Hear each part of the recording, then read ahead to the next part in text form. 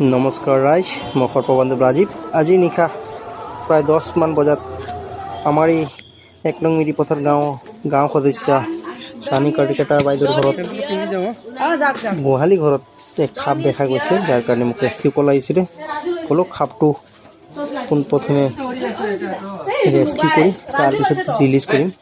তাৰপিছত আপোনালোকক অৱগত কৰিম যে কি সাপ মই ধৰি পাইছোঁ। ইমান ৰাতি যিহেতু হয়, বেছিভাগ বিষাক্ত সাপসমূহে ৰাতি পোৱা যায় আৰু এই কাঠৰ চেপতেই সাপটো লুকাই আছে।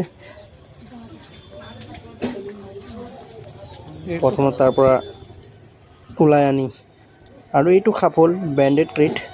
অসমীয়া সমাজত আমি ইয়াক গোৱালা সাপ, কোনোবাই ইয়াক বামফাৰা সাপ বুলি কয়।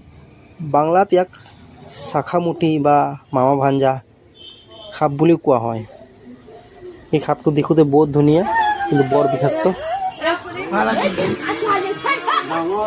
যদিও বিষাক্ত, তথাপিও ইয়াৰ কোনো দংশন কৰা ৰেকৰ্ড নাই, সেইকাৰণে আৰু ই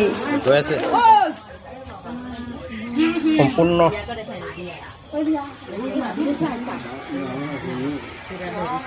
হিউমেন ফ্ৰেণ্ডলি বুলি ক'ব পৰা যাব ইয়াক।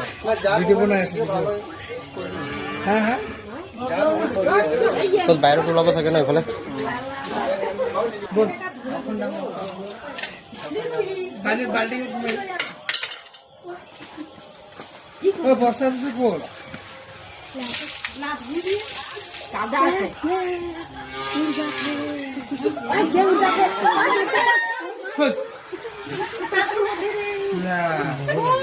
আৰু চবকে বিষ থকা সাপ।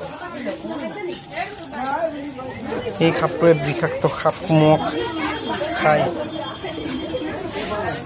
নেচাৰটো বেলেঞ্চ কৰে, সেইকাৰণে এই সাপটো আমাৰ ওচৰে পাজৰে থকাটো বিশেষ দৰকাৰ।